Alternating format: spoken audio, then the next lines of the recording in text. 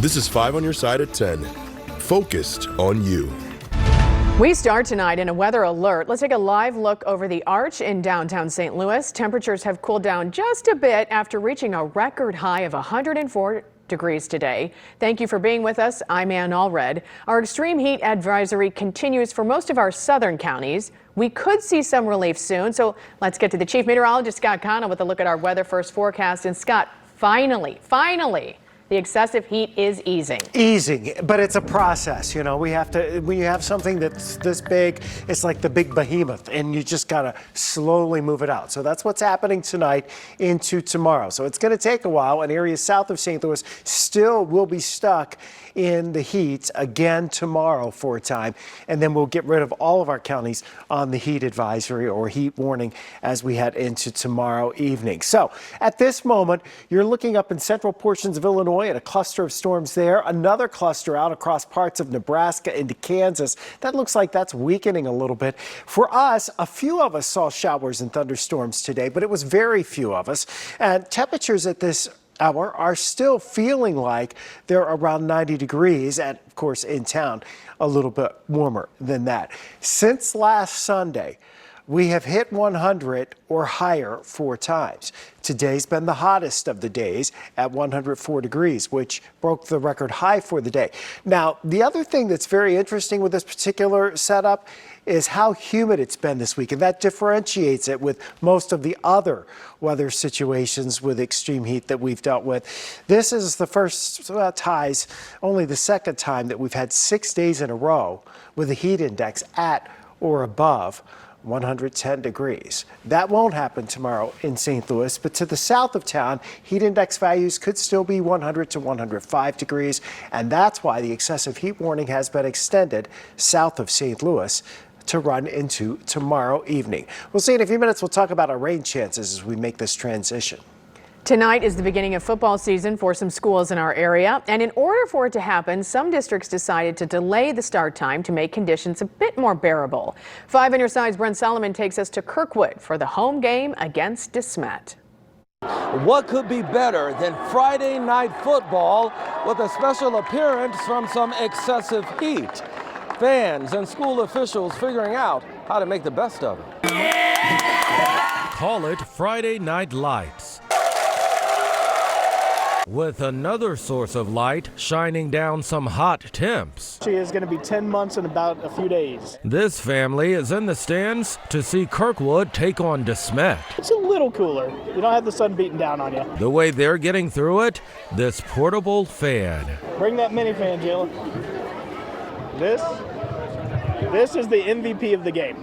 Water on hand for the band, and school leaders are making sure players take precautions, mandatory water breaks, and delaying Friday night's game to begin at 8 p.m. Knowing that obviously the sun, still doesn't go down till, right about 7 or 7:15, and obviously we made that decision for the safety and well-being of everyone involved tonight. Some good neighbors are doing their part too. Whose idea was this? All of ours. These young ladies setting up a lemonade stand as fans flocked to the game, and folks appreciate it. They're usually like, oh, that's so sweet of you. It's really fun to see people wave at us and smile. It's the little things that mean a lot. It shines right on our grandstand, so again, us moving it back to 8 o'clock, that will help that make sure that the crowd is not sitting right in the sun until it goes down, so that'll help moving it back to 8 o'clock as well. Because after all, Mother Nature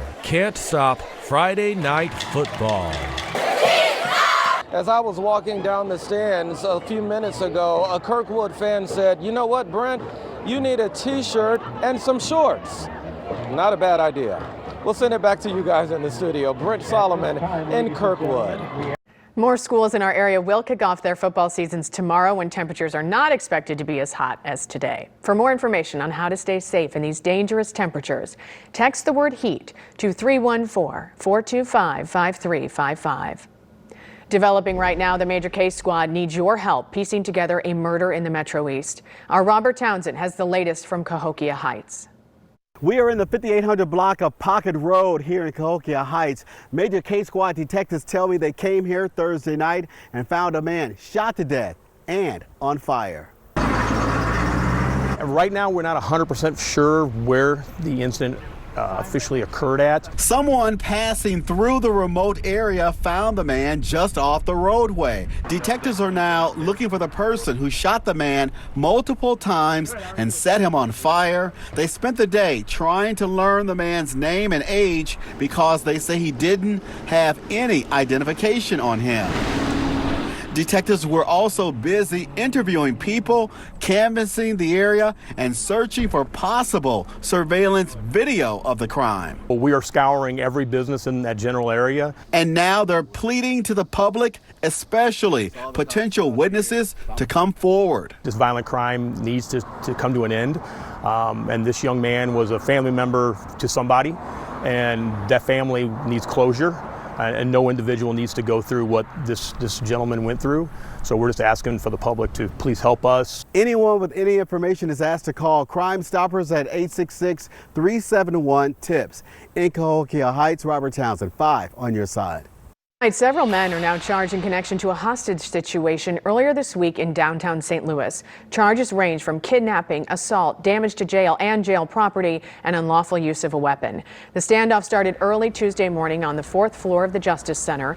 That's where several inmates are accused of assaulting and holding a 73-year-old correctional officer hostage. A source told 5 on your side the inmates demanded hot food in exchange for their officer's release. The officer was taken to a hospital with minor injuries.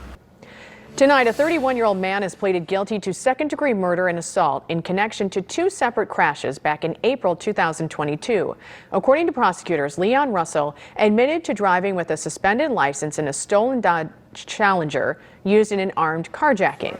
He crashed into a Hyundai after fleeing from police, and the impact caused the car to hit a utility pole and catch on fire. A mother and her 2-year-old were inside. The mother suffered serious burns and was paralyzed. Her son later died.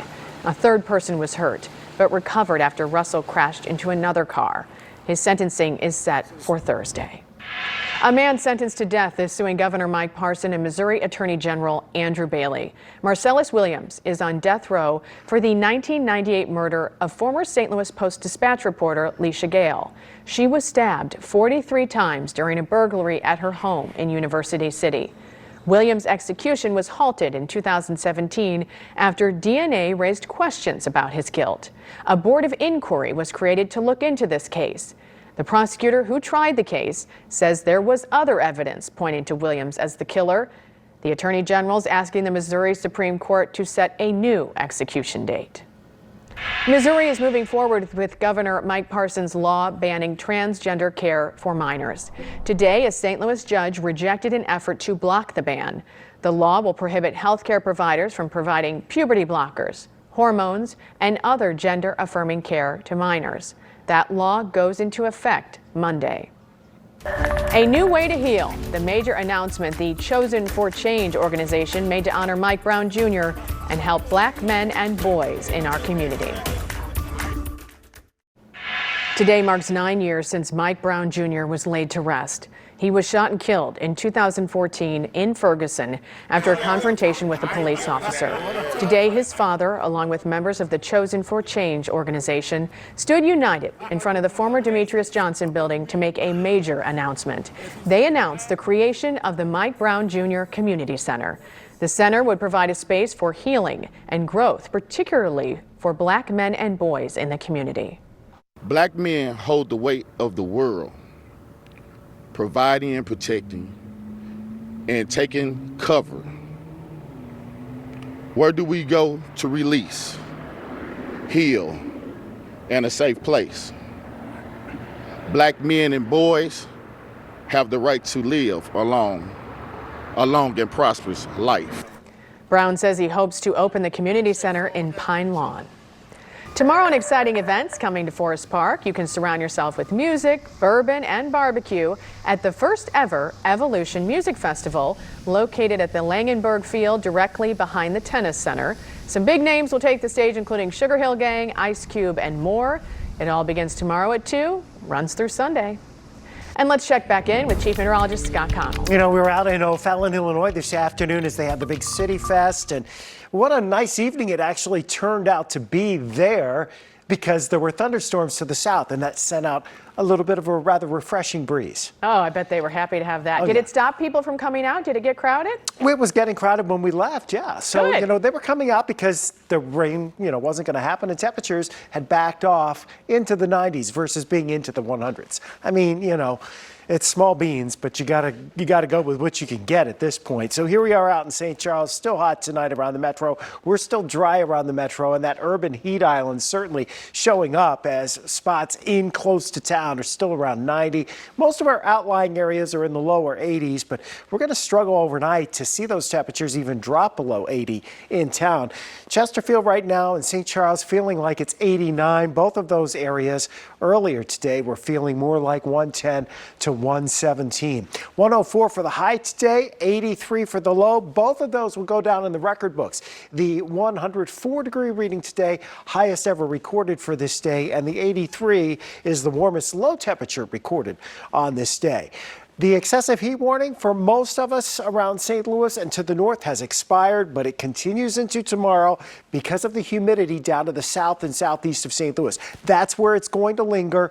That's where, again, tomorrow you'll have heat index values 100 to 105 or so, and then we'll kick the heat out for you too. 92 degrees right now officially at Lambert. The heat index is still 103 degrees. So again, you get in the city and you're definitely dealing with more heat with all the concrete and the bricks and the asphalt. Temperatures tonight, 70s to around 80. Maybe a spot shower or thunderstorm, but I think we're mostly going to be waiting until tomorrow before we get a better chance at seeing some scattered showers and thunderstorms. So most of the nights just kind of variably cloudy. We will expect to see tomorrow morning some scattered showers and thunderstorms that maybe develop into a bit of a cluster as they try to push towards St. Louis and through the region during the morning, midday, and early afternoon hours. There's a chance for a few more later tomorrow afternoon into tomorrow evening. But the theme of everything at this point is for all of that moisture to press on to the south, the humidity shoving it away, completely out of here. Sunday is going to be a glorious afternoon, much less humid, comfortable, and it should be mainly on the dry side. There's your next 10 days, and these numbers are a lot more tolerable, right? Next weekend for Labor Day weekend does look like it's going to be a little toasty, but not like this last week. Temperatures tomorrow close to 90, still a bit muggy, especially south of St. Louis, but we'll scoot that out as the day progresses. Thank you, Scott. And thank you for being with us for 5 on Your Side at 10. Corey Miller is here now with the return after a short break of 5 on Your Sideline.